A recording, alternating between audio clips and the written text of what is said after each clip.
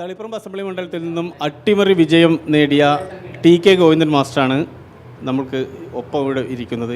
മാഷ് ശരിക്കും ഈ വിജയത്തിൻ്റെ അടിസ്ഥാനം എന്താണ്? ഈ വിജയത്തിൻ്റെ അടിസ്ഥാനം ഞാൻ പാർട്ടിയിൽ ഉയർത്തിപ്പിടിച്ച ആശയമുണ്ട്. അത് പാർട്ടിക്കകത്തെ ജനാധിപത്യവും ഉൾപാർട്ടി ജനാധിപത്യവും സംരക്ഷിക്കുക എന്നുള്ളതാണ്. അതിന് വിരുദ്ധമായ നിലപാട് പാർട്ടിക്കകത്ത് വന്നപ്പോൾ അതിനെ ഞാൻ എതിർത്തിട്ടുണ്ട്, പാർട്ടിക്കകത്ത് എതിർത്തിട്ടുണ്ട്. പാർട്ടിക്കകത്ത് അംഗീകരിക്കാതെ വന്നപ്പോൾ ഞാൻ പാർട്ടി പറഞ്ഞു, ഞാൻ പരസ്യമായി പറയും, ഞാൻ ജനങ്ങളോട് പറയും. ഇനി ജനങ്ങൾ തീരുമാനിക്കട്ടെ. ഇപ്പോൾ ജനങ്ങൾ തീരുമാനിച്ചു, ഞാൻ ഉയർത്തിപ്പിടിച്ച ആശയമാണ് ശരി എന്നത്.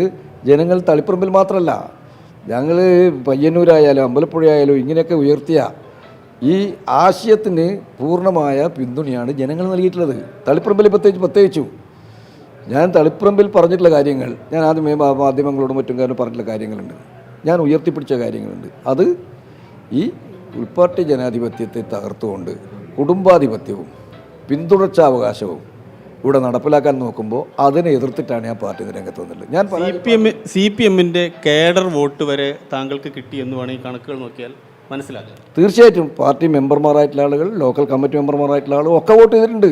ഇല്ലെങ്കിൽ ഇത്രയും വോട്ട് കിട്ടില്ല. 22,000 വോട്ടിന് MV ഗോവിന്ദൻ മാഷ് ജയിച്ച സ്ഥലത്താണ് 12,500 വോട്ടിന് ഞാൻ ജയിക്കുന്നത്. ഞാനും ഗോവിന്ദൻ മാഷുമായി തട്ടിച്ചു നോക്കിയാൽ ആനയും ആടും തമ്മിലുള്ള ഒരു രീതിയാണല്ലോ ഉണ്ടാവുക. ഞാൻ അയാളുടെ വോട്ടിനെ മറികടന്നുകൊണ്ട് എനിക്ക് എത്ര വോട്ടിന് ഭൂരിപക്ഷത്തിൽ ജയിക്കാൻ കഴിയണമെങ്കിൽ പാർട്ടി അണികളാകെ എന്നെ സഹായിച്ചിട്ടുണ്ട്. എൻ്റെ ഈ അഭിപ്രായത്തോട് യോജിപ്പുള്ളവരാണ് തളിപ്പറമ്പ് മണ്ഡലത്തിലുള്ള പാർട്ടിക്കാർ മാത്രമല്ല, പലയിടങ്ങളിൽ നിന്ന് വിളിക്കുന്നുണ്ട്. മാഷേ, നിങ്ങൾ നിലയെടുത്ത നിലപാട് ശരി, ഞങ്ങൾ നിങ്ങളോടൊപ്പം ഉണ്ട്, നിങ്ങൾ ധീരമായ നിലപാടാണ് സ്വീകരിച്ചത് എന്ന് പറയാൻ ഒരുപാട് പാർട്ടിക്കാർ കേരളത്തിൽ അങ്ങോളം ഇങ്ങോട്ടും ഉണ്ടായിട്ടുണ്ട്. അത് ഈ പാർട്ടി ഇനിയും മനസ്സിലാക്കണം. അത് മനസ്സിലാക്കിയിട്ടില്ലെങ്കിൽ പാർട്ടി ഇനിയും കൂടുതൽ അപകടത്തിലേക്ക് ചെന്ന് ചാടാനാ പോകുന്നു. ഇപ്പം മാഷ് എപ്പോഴും പറയുന്നൊരു കാര്യം പാർട്ടിയെ തിരുത്തുക എന്നുള്ളതാണ് തൻ്റെ ഒരു പ്രവർത്തന ലക്ഷ്യം. ആ രീതിയിൽ ഒരു തിരുത്തൽ ഫാക്ടറായി ഇപ്പോൾ ഇത് മാറി. തീർച്ചയായിട്ടും തിരുത്തൽ. ഈ റിസൾട്ട് ഇപ്പോൾ കേരളത്തിൽ ഉണ്ടായിട്ടുള്ള UDFന് അനുകൂലമായിട്ടുള്ള ഈ റിസൾട്ട്, അതിൽ നിന്ന് പാഠം പഠിക്കാൻ CPM തയ്യാറാകുന്നില്ലെങ്കിൽ CPM കൂടുതൽ പതനത്തിലേക്ക് പോകും. ഇതിൽ നിന്ന് പാഠം പഠിക്കണം. ഞാൻ പറഞ്ഞുകൊണ്ടിരിക്കുന്നൊരു കാര്യമുണ്ട്. അതായത് CPM തകരണമെന്ന് ഞാൻ ആഗ്രഹിക്കുന്നില്ല. ഈ കേരളത്തിൽ CPM ഉണ്ടാവണം. പക്ഷേ CPM-നെ തകർക്കുന്ന പണിയാണ് നേതൃത്വം ചെയ്യുന്നത്. ആരൊക്കെയാണ് അതിൽ സംസ്ഥാന സെക്രട്ടറി ഉൾപ്പെടെ ആളുകളാണ് അതിന് നിലപാടിൽ മാറ്റം വരുത്തേണ്ടത്. ആരോടാ വെറുപ്പ്? ഇവരോടൊക്കെ അല്ലേ വെറുപ്പ്? കാരണം ഇവരൊക്കെ മുഖ്യമന്ത്രിയോട് വെറുപ്പുണ്ടായില്ലേ? തീർച്ചയായിട്ടും മുഖ്യമന്ത്രിയുടെ നിലപാടിനെ കുറിച്ച് അഭിപ്രായം പറയുന്നവരുണ്ട്. 7 റൗണ്ടാണ് മുഖ്യമന്ത്രി പറകലായി പോയത്. അതെ, ഇത് ഞെട്ടിപ്പിക്കുന്നതായിരുന്നു. ഞാനെല്ലാം ഒരിക്കലും പിണറായി വിജയൻ പരാജയപ്പെടണം എന്ന് ആഗ്രഹിക്കുന്ന ഒരാളല്ല. പിണറായി പരാജയത്തിലേക്ക് പോകുന്നു എന്ന് കാണുമ്പോൾ എനിക്കെന്നെ വേവലാതി ഉണ്ടായിട്ടുണ്ട്. ഞാൻ പിണറായി തോൽക്കുക എന്ന് പറയുമ്പോൾ എനിക്ക് ചങ്കിടിപ്പുണ്ടായിട്ടുണ്ട്. പക്ഷേ ആ നിലയിലേക്ക് എത്തി എന്നുള്ളത് പിണറായി മനസ്സിലാക്കണം, പാർട്ടി ആകെ മനസ്സിലാക്കണം. അത് തിരുത്താൻ ഇനിയെങ്കിലും അവർ തയ്യാറാണ്. ഇല്ലെങ്കിൽ ഇവരെല്ലാം കാലശേഷം പാർട്ടി ഉണ്ടാവില്ല. ബംഗാളിൻ്റെ പോലെ തന്നെ അവസ്ഥയിലേക്ക് കേരളത്തിലെ പാർട്ടി നീങ്ങും. ഇത് കുറച്ചുകൂടി നേരത്തെ ഈ തീരുമാനം എടുക്കണം എന്നിപ്പോൾ തോന്നുന്നുണ്ട്. എടുക്കണമായിരുന്നു തോന്നുന്നു. അല്ല, ഓരോ തീരുമാനം ഓരോന്നിനും ഓരോരോ സന്ദർഭമുണ്ടല്ലോ. അല്ലാതെ ഇപ്പം ജ്യോതി ബാസു ഇന്ത്യയുടെ പ്രധാനമന്ത്രി ആവണമെന്ന് എല്ലാവരും വന്ന് ക്ഷണിക്കുന്ന കാലം ഇനി ഏതെങ്കിലും കാലത്ത് കമ്മ്യൂണിസ്റ്റുകാർക്ക് വരും. അതിലെല്ലാം ഒരു കാലമുണ്ട്. അത് കഴിഞ്ഞാൽ അത് എല്ലായ്പ്പോഴും ഉണ്ടാകുന്നില്ല. സത്യത്തിൽ കണ്ണൂരുള്ള കുറച്ച് നേതാക്കന്മാർ താങ്കളുടെ ഈ പ്രവർത്തനത്തിന് ഒരു മൗനമായ അനുവാദം തന്നിരുന്നു, അല്ലെങ്കിൽ അത് ശരിയാണോ? അങ്ങനെ ഞാൻ ഒരാളുടെ അനുവാദം ചോദിച്ചിട്ടില്ല.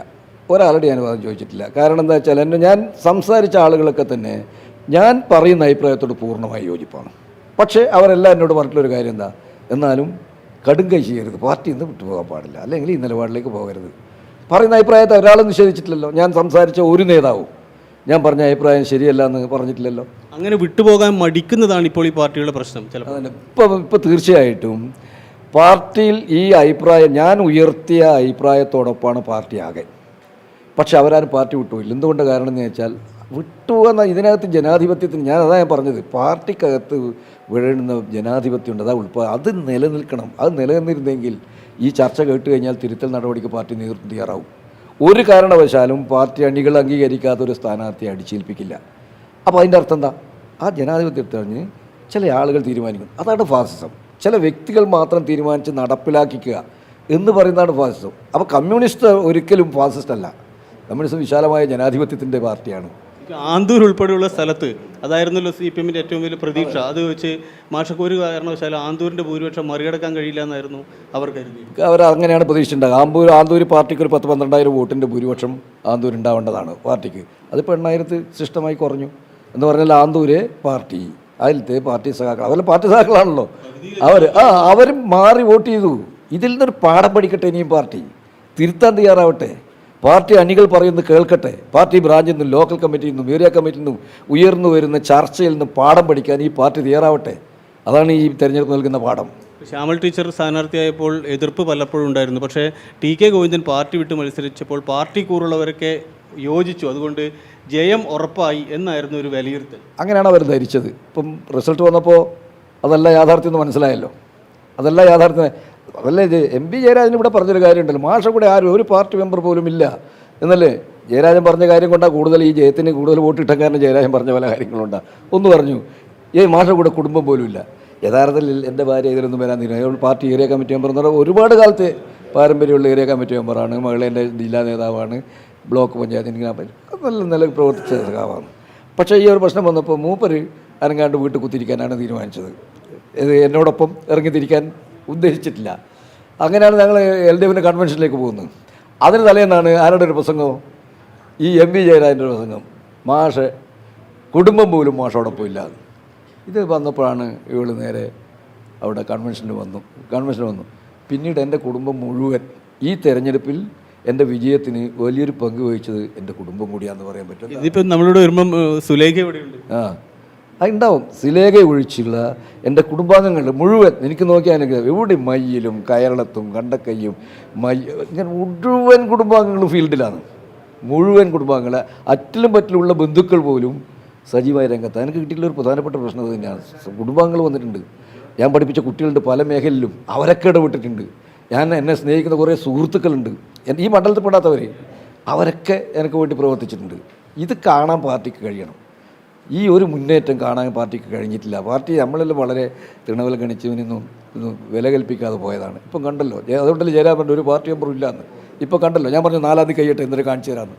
ഇനി എന്താണ് പക്ഷേ ഇപ്പോൾ സ്വാഭാവികമായിട്ടും ഇത്തരം ഒരു വലിയ ഒരു സ്ഫോടനം നടത്തിയ പോലെ വിജയിച്ചു വന്നിട്ട് സ്വാഭാവികമായിട്ടും പ്രധാനപ്പെട്ട റോൾ ഉണ്ടാവുമോ? ഇപ്പം ഞാൻ UDFിൻ്റെ ഭാഗമായിട്ടുള്ളൊരു MLA ആണ്. അപ്പോൾ സ്വാഭാവികമായിട്ട് UDF ആണല്ലോ ആ കാര്യത്തിലൊക്കെ തീരുമാനിക്കേണ്ടത്. ആ UDFിൻ്റെ ഭാഗമായിട്ടുള്ള ഒരു സ്വതന്ത്ര നിലപാട് സ്വീകരിക്കുന്ന ഒരു MLA എന്നുള്ള നിലക്ക് തുടരാനാണ് ഞാൻ ഉദ്ദേശിക്കുന്നത്. സ്വാഭാവികമായിട്ട് ഏതെങ്കിലും വലിയ മന്ത്രിസ്ഥാനം അല്ലെങ്കിൽ മറ്റ് പദവികൾക്കുള്ള ചർച്ചകൾ അല്ല, അതൊന്നും ഞാൻ പ്രതീക്ഷിക്കുന്നില്ല. അതിലൊരു ചർച്ചയിലും ഞാനില്ല. അതൊന്നും ഞാൻ അത്തരമൊരു പ്രതീക്ഷയിലൊന്നും ഞാൻ പോകുന്നില്ല. ഞാൻ ഇങ്ങനെ ഒരു നിലപാട് സ്വീകരിച്ചു, അതിന് പിന്തുണ നൽകുന്നതിൽ വലിയ പങ്ക് വഹിച്ചിട്ടുണ്ട് KC വേണുഗോപാലൻ ആണ് ആദ്യം എന്നെ വിളിച്ചിട്ട് ഇതിന് പിന്തുണ നൽകുന്നത്. അപ്പോൾ സണ്ണി ജോസഫ്, ഞങ്ങളൊരു വളരെ ചെറുപ്പത്തിലെ അടുപ്പുള്ള ഒരു നേതാവാണ് സണ്ണി ജോസഫ്. ഞങ്ങൾ ഒന്നിച്ച്, ഞാൻ ഇപ്പുറത്തും സണ്ണി അപ്പുറത്തുമായിട്ട് പ്രവർത്തിക്കുന്നത് വളരെ സൗഹൃദത്തിൽ കഴിഞ്ഞിട്ടുള്ളതാണ് സണ്ണി ജോസഫ്. പിന്നെ ഇവരൊക്കെ തന്നെ വിളിച്ചിട്ടുണ്ട്. ഇവരൊക്കെ പിന്നെ ഇപ്പോൾ VD സദസ്സിനെ ഇപ്പോൾ വിളിച്ചു വെച്ചു. അപ്പോൾ ഇങ്ങനെയുള്ള സൗഹൃദങ്ങളൊക്കെ ഉണ്ട്. ഇവരെല്ലാം എനിക്ക്, പ്രത്യേകിച്ച് KC എല്ലാം എനിക്ക് നല്ല പിന്തുണയാണ് നൽകിയിട്ടുള്ളത്. സ്വാഭാവികമായി ഒരു അംഗീകാരം എന്തായാലും ഉണ്ടാകും. അല്ല, അങ്ങനെയൊന്നും ഞാൻ കരുതുന്നില്ല, അങ്ങനെ ഞാൻ പ്രതീക്ഷിക്കുന്നില്ല. അതൊക്കെ പാർട്ടി പിന്നെ UDF കോൺഗ്രസിൻ്റെ സ്ഥാനാർത്ഥിയാണല്ലോ ഞാൻ. ആ നിലക്ക് കോൺഗ്രസ്സാണ് പിന്നെ അതിന് പിന്തുണ നൽകിയിട്ടുള്ളത്. അവരാണ് അതൊക്കെ തീരുമാനിക്കേണ്ടത്. CPMൽ നിന്നും വിട്ടു നിൽക്കുന്ന ആൾക്കാരെ കൺസൾട്ടേറ്റ് ചെയ്യുന്നതിന് വേണ്ടി PV അൻവർ ഉൾപ്പെടെ, അതായത് കുഞ്ഞികൃഷ്ണനെയും താങ്കളെയൊക്കെ കാണാൻ വേണ്ടി ശ്രമിച്ചിട്ടുണ്ട്. അല്ല, അതിന് എനിക്ക് ആ നിലപാടിനോടൊന്നും ഞാൻ യോജിച്ചിട്ടില്ല. കാരണം അതിലൊന്നും എനിക്ക് താല്പര്യമില്ല. ഞാനിപ്പോൾ UDF നിൽക്കുന്ന സ്വതന്ത്ര MLA ആണ്. അപ്പോൾ UDFിൻ്റെ ഭാഗമായിട്ട് നിൽക്കും. അല്ലാതെ മറ്റു കാര്യങ്ങളെക്കുറിച്ചൊന്നും ഇപ്പം ഞാൻ ആലോചിച്ചിട്ടേ ഇല്ല. ഈ UDFിൻ്റെ ഭാഗമായി നിൽക്കുമ്പോൾ നമ്മൾ സ്വാഭാവികമായിട്ടും LDFിൻ്റെ അല്ലെങ്കിൽ CPMൻ്റെ ഭാഗമായി നിന്നൊരു കാലത്തെക്കുറിച്ച് ഒരു കമ്പാരിസൺ നടത്തി നോക്കിയിട്ടുണ്ടാവില്ല. എന്താണ് ഇത്? അല്ല, അതിൽ കാര്യമില്ല. എന്താ കാരണം അറിയാമോ? CPMൻ്റേതായ സംഘടനാ രീതിയുണ്ട്, CPMന് അതിൻ്റേതായ പ്രത്യയശാസ്ത്രങ്ങളുണ്ട്, കോൺഗ്രസ്സിന് കോൺഗ്രസ് സംഘടനാ രീതിയും കോൺഗ്രസിൻ്റേതായ പ്രത്യയശാസ്ത്രമുണ്ട്. അത് രണ്ടും ഒരുപോലെയല്ല, രണ്ടും വ്യത്യസ്തമാണ്. അപ്പോൾ സ്വാഭാവികമായിട്ടും വ്യത്യസ്തമായൊരു തലത്തിലേക്കാണ് ഇപ്പം വ്യത്യസ്തമായൊരു തലത്തിലുള്ളവരുടെ പിന്തുണയാണ് ഇപ്പോൾ എനിക്കുള്ളത്. അപ്പോൾ അതിനോട് പൊരുത്തപ്പെടാൻ സ്വാഭാവികമായിട്ടും കുറച്ചൊക്കെ പ്രയാസമുണ്ട്. പക്ഷേ അതല്ല, ഒരു ജനാധിപത്യത്തിൻ്റേതായ രീതി ഇതിൽ കൂടുതലുണ്ട്. മാഷ് ബൂത്തിൽ വരുമ്പോൾ കൂവുന്നു, മാഷെ കാണുമ്പോൾ മറ്റ് മോശമായ കമൻറ്റുകൾ അടിക്കുന്നു, ഇങ്ങനെയൊക്കെ ഒരു സംഭവങ്ങൾ ഉണ്ടായിട്ടുണ്ട്. ഇവിടെ കമൻറ്റുകളൊന്നും വലിയ ഇവിടെ ഒന്നും വന്നിട്ടില്ല. ഒരു കൂവലുണ്ടായിരുന്നു. അത് പിന്നീട് അവർക്ക് തന്നെ ബോധ്യപ്പെട്ടിട്ടുണ്ട്. ഞാൻ മനസ്സിലാക്കിയത് പാർട്ടി അത് അങ്ങനെ പാടില്ല എന്ന് വിലക്കിയിട്ടുണ്ട് എന്നൊക്കെയാണ് കേൾക്കുന്നത്. പക്ഷേ ഇതൊന്നും പാർട്ടിയുടെ ഒരു ഇത് ചില ആളെ തൃപ്തിപ്പെടുത്തേണ്ടി വരും. ഇപ്പോൾ ചില ആൾക്ക് സ്ഥാനങ്ങൾ വേണം, ചില ആൾക്ക് സ്ഥാനം കിട്ടുന്ന എന്നെ 2 തെറി കൂടുതൽ പറഞ്ഞാൽ ഇയാൾക്ക് സ്ഥാനം കിട്ടുമെങ്കിൽ അത് 2 തെറി പറയും. പണ്ട് എം പി രാഘവൻ പോയപ്പോൾ അങ്ങനെ ഉണ്ടായിരുന്നു. രാഘവനോട് കൂടുതൽ നീണ്ട് 4 ദിവസം കഴിച്ച് കഴിഞ്ഞാൽ അന്ന് പാർട്ടിയിൽ പ്രൊമോഷനാണ് എന്ന പോലെ എന്നെക്കുറിച്ച് 4 തെറി അല്ലെങ്കിൽ എന്തെങ്കിലും ആക്ഷേപമോ അല്ലെങ്കിൽ ഇപ്പോൾ എന്തെങ്കിലും പറഞ്ഞു കഴിഞ്ഞാൽ ചില ആൾ ചില പ്രൊമോഷൻ ആഗ്രഹിക്കുന്നുണ്ടാവും. കിട്ടിക്കോട്ടെ, അതിൽ കവിഞ്ഞൊന്നും ഞാൻ അതിനെ കാണുന്നില്ല. എന്നോട് സ്നേഹമുള്ള ജനതയാണ് മലപ്പുറത്തുള്ളത്.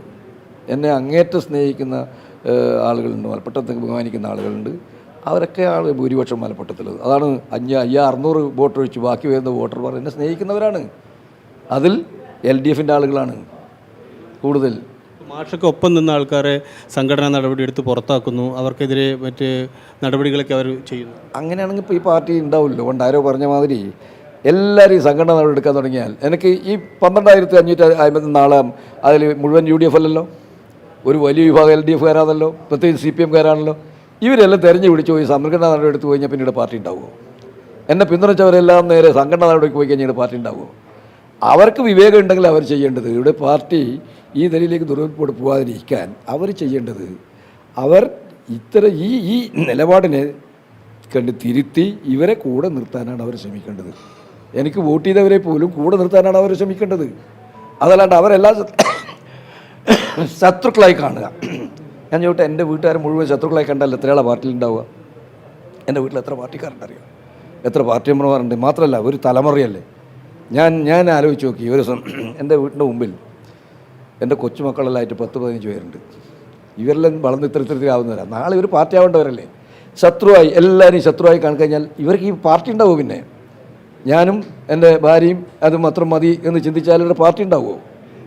അപ്പോൾ പാർട്ടി ഇനിയും വേണമെന്നുണ്ടെങ്കിൽ ഇപ്പോൾ എന്നോടൊപ്പം വന്നിട്ടുണ്ട് എന്ന് അവർ കരുതുന്ന ആളുകൾ, അവരെല്ലാം തിരുത്താനാണ് അവർ ശ്രമിക്കേണ്ടത്. ആ തിരുത്തലെന്ത് വേണം? അവർ ഈ നടപടി തിരുത്തണം. എന്തിനാണ് അവർ എനിക്ക് വോട്ട് ചെയ്തത്? എന്നോടുള്ള സ്നേഹം കൊണ്ട് മാത്രമല്ല, നിങ്ങൾ സ്വീകരിച്ച തെറ്റായ നിലപാടിനെതിരായിട്ടാണ്. ആ തെറ്റായ നിലപാട് സ്വീകരിച്ച് തിരുത്തിയാൽ പാർട്ടിയിൽ പിന്നീട് ഭാവിയുണ്ട്. അല്ല, അത് തുടർന്നു പോകാനാണെങ്കിൽ നിങ്ങൾ ഈ പാർട്ടിയെ ബംഗാളിലെ പാർട്ടിയാക്കി മാറ്റും എന്ന കാര്യത്തിൽ ഒരു സംശയവും വേണ്ട. MV Jayarajan, P Jayarajan, KK Ragesh ഉൾപ്പെടെയുള്ള പ്രധാനപ്പെട്ട ആൾക്കാരായിരുന്നു തളിപ്പറമ്പ് മണ്ഡലത്തിൽ ശ്രദ്ധ കേന്ദ്രീകരിച്ച് പ്രവർത്തനം നടത്തിയത്. എന്തിന് മട്ടന്നൂരിൽ പേരാവൂരിൽ മത്സരിക്കുന്ന ശൈല ടീച്ചർ വരെ കൊണ്ടുവന്ന് പ്രചരണം നടത്തി. അത് തെറ്റായിരുന്നു. എന്തൊക്കെ അവരെന്തിനു വേണ്ടിയിട്ടാണ് ചെയ്തത്? ഞാൻ ആ ചോദ്യം അവരോട് അന്ന് ചോദിച്ചിട്ടുണ്ട്. നിങ്ങൾ എവിടെയാണ് കേന്ദ്രീകരിക്കേണ്ടത്?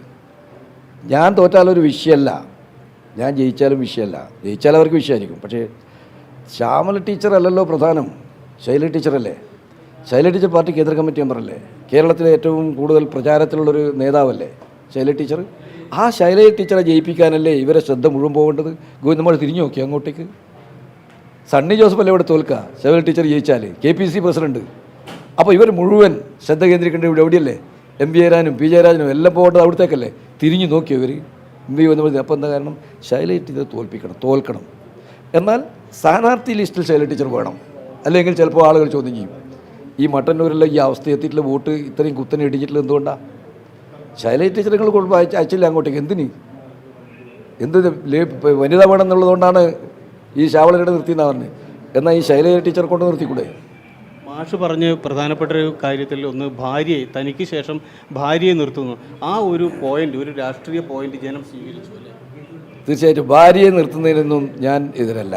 എന്താ കാരണം, അങ്ങനെ ഭാര്യമാർ സജീവ രാഷ്ട്രീയത്തിൽ വന്നാൽ അവരെ സ്ഥാനാർത്ഥിയാക്കുന്നതിനൊന്നും എനിക്ക് എതിർപ്പില്ല. പക്ഷേ ഞാൻ എതിർത്തെന്താ, പാർട്ടിയാകെ അംഗീകരിക്കാത്ത സ്ഥാനാർത്ഥി. പാർട്ടി അംഗീകരിച്ചിട്ട് ഭാര്യ നിർത്തിക്കോ. പിന്നെ 3 തവണ MLA ആയി ആളുന്ന് എഴുന്നേറ്റ് പോകുമ്പം തൻ്റെ ഭാര്യ അവിടെ പിടിച്ചിരുത്താൻ നോക്കുന്നു. അത് രീതി തെറ്റല്ലേ? നിങ്ങളൊരു ടേമെല്ലാം കഴിഞ്ഞ് ഇരുത്തിക്കൊപ്പം. മാത്രമല്ല പാർട്ടിയാകെ റിപ്പോർട്ട് പാർട്ടി അംഗീകരിക്കുന്നത്. ആയിക്കോട്ടെ, ഏത് പാർട്ടി അംഗീകരിച്ചു? എൻ്റെ ഈ ചോദ്യത്തിന് ഇന്നേ ഒരു ഉത്തരം പറയാൻ കഴിഞ്ഞിട്ടില്ല. സെക്രട്ടേറിയറ്റ് അംഗീകരിച്ചോ, DC അംഗീകരിച്ചോ, മണ്ഡലം കമ്മിറ്റി അംഗീകരിച്ചോ, ഏത് ലോക്കൽ കമ്മിറ്റി അംഗീകരിച്ചിരുന്നോ? ഈ ചോദ്യത്തിന് ഇന്ന് വരെ ഉത്തരം പറഞ്ഞിട്ടില്ലല്ലോ. എല്ലാം അംഗീകരിച്ചതാണെന്ന് പറഞ്ഞാൽ ഇത് കളവ് പറയുന്ന നേതാക്കന്മാരാണെന്ന് ഈ പാർട്ടിയാകെ വിലയിരുത്തൂലേ? കാരണം അവർക്കെല്ലാം ബോധ്യമുള്ളൂ ഇത് അംഗീകരിച്ചിട്ടില്ല എന്ന്. എന്നിട്ട് അവസാനം പറയല്ലേ ഇത് പാർട്ടി അങ്ങനെ തീരുമാനിച്ചതാണെന്ന് പറഞ്ഞാൽ അടിച്ചേൽപ്പിക്കല്ലേ ഇത്? അത് പാർട്ടി തീരുമാനമാണ്. അതുകൊണ്ടാണ് പറഞ്ഞത് ഇത് പാർട്ടി തീരുമാനമല്ല. യഥാർത്ഥത്തിൽ പാർട്ടിയെ വഞ്ചിക്കുകയാണ് ഈ പറയുന്ന സ്ഥാനാർത്ഥിത്വത്തിലൂടെ ചെയ്തിട്ടുള്ളത്. പാർട്ടിയെ വഞ്ചിക്കുകയാണ് ചെയ്തിട്ടുള്ളത്. കാരണം പാർട്ടി സെക്രട്ടേറിയറ്റോ ജില്ല ഒരു ഘടകവും തീരുമാനിക്കാത്ത ഒരു സ്ഥാനാർത്ഥിയെ അടിച്ചേൽപ്പിക്കുക വഴി പാർട്ടി വഞ്ചിക്കുകയാണ് ചെയ്തിട്ടുള്ളത്. ഇന്ന് തളിപ്പറമ്പിലും പയ്യന്നൂരും എല്ലാം ഉണ്ടായിട്ടുള്ള പരാജയത്തിൻ്റെ കാരണം ഈ പാർട്ടി എടുത്ത തെറ്റായ തീരുമാനമാണ്. യഥാർത്ഥത്തിൽ പയ്യന്നൂർ വിഷയം വന്നു, പാർട്ടി സെക്രട്ടറി ചർച്ച ചെയ്തില്ല മധുവിനെ മാറ്റണമെന്ന്, അംഗീകരിച്ചില്ല. എന്താണെന്ന് മറുപടി പറഞ്ഞറിയാം നിങ്ങൾ? മധുവിനെ മാറ്റിയാൽ പാർട്ടി തീരുമാനം തെറ്റാണ് എന്ന് ജനങ്ങൾ വിലയിരുത്തൂലേ എന്ന്. ഇപ്പം വിലയിരുത്തിയോ? നിങ്ങൾ ചോദിക്കേണ്ട ചോദ്യം അതാണ്. ഇപ്പോൾ വിലയിരുത്തിയോ? ഇപ്പോൾ പയ്യന്നൂർ എന്ന് പറഞ്ഞാൽ എന്താ അവസ്ഥ? ആ പയ്യന്നൂരിൽ ഇവിടെ കുഞ്ഞികൃഷ്ണൻ എന്ന് പറയുന്ന വ്യക്തി ജയിച്ചു വരണമെങ്കിൽ എത്രമാത്രം ഭീകരമാണ് നിങ്ങൾക്കെതിരായ ചിന്ത എന്നുള്ളത് പാർട്ടി പഠിക്കണ്ടേ? അന്ന് അത് അംഗീകരിച്ചിരുന്നെങ്കിലോ പയ്യന്നൂരിൽ നിന്ന് ഈ ഗതി വരുമായിരുന്നു? ഈ പാർട്ടി മുഴുവൻ പാർട്ടിക്കെതിരെ, ജനങ്ങൾ പാർട്ടിക്കെതിരെ വോട്ട് ചെയ്യുന്നൊരവസ്ഥ പയ്യന്നൂരുണ്ടാകുമായിരുന്നോ? ഈ നിലയിലേക്ക് എത്തിച്ച് നിങ്ങൾ തെറ്റായ തീരുമാനമല്ലേ? ഇനിയെങ്കിലും പാർട്ടി മാഷ് ഇത്രയും കാലത്തെ എക്സ്പീരിയൻസ് വെച്ച് ഇനിയെങ്കിലും പാർട്ടി ഇത്തരം അനുഭവങ്ങളിൽ നിന്ന് തിരുത്തുമോ, അല്ല അങ്ങനെ തിരുത്താത്ത രീതിയാണോ, ഏതാണ് ഉണ്ടായിരുന്നത്? എൻ്റെ ഒരു എക്സ്പീരിയൻസ് വെച്ച് പറഞ്ഞാൽ പാർട്ടി പല ഘട്ടത്തിലും തിരുത്തൽ നടപടി എല്ലാം പറയും, തെറ്റുതിരുത്തൽ ക്യാമ്പയിൻ എന്നൊക്കെ പറഞ്ഞ് പാർട്ടിയിലൂടെ എനിക്കെല്ലാം മനസ്സിലായിട്ടുണ്ടാവും. പാർട്ടിയിലൂടെ റിപ്പോർട്ട് ചെയ്യലുണ്ട്. ഇതെല്ലാം റിപ്പോർട്ട് ചെയ്യല്ലാണ്ട് ഒരാളും തെറ്റ് തിരുത്തലില്ല. എന്നിട്ട് പറയും അവസാനം തെറ്റ് തിരുത്തേണ്ടത് മേലെ നിന്നാണെന്ന് പറയും. മേലെ ഒരാളും തിരുത്തലില്ല. ഇതെല്ലാം അധര വ്യായാമം മാത്രമാണ്. ഇതൊന്നും ഒരു തെറ്റും തിരുത്തിയ ചരിത്രം ഈ പാർട്ടിയിലില്ല. ഇപ്പോഴ് കിട്ടിയിട്ടുള്ളൊരു ആഘാതം കേരളത്തിൻ്റെ പാർട്ടിയുടെ ചരിത്രത്തിൽ ഉണ്ടായിട്ടില്ല. ഇനി തിരുത്തോ ഇല്ലയോ എന്നുള്ള അവർ തീരുമാനിക്കേണ്ടതാണ്. കാരണം അവർ തിരുത്തിയിട്ടില്ലെങ്കിൽ പാർട്ടിയുടെ പോക്കൊക്കെ ഒട്ടേക്കായിരിക്കും, പാർട്ടിയുടെ അവസ്ഥ എന്തായിരിക്കും അത് അവർ തീരുമാനിക്കേണ്ടതാണ്. തിരുത്തണം പാർട്ടി വേണോ, പാർട്ടി ശക്തിയായ ഒരു പാർട്ടിയായി കേരളത്തിൽ മുമ്പോട്ട് പോകണോ എന്നത് തീരുമാനിക്കേണ്ടവരാണ്. അങ്ങനെ പോകണമെന്നുണ്ടെങ്കിൽ തിരുത്തൽ നടപടി അടിമൂടി തിരുത്താൻ തയ്യാറായിട്ടില്ലെങ്കിൽ ഈ പാർട്ടി തകർച്ചയിലേക്ക് പോകും.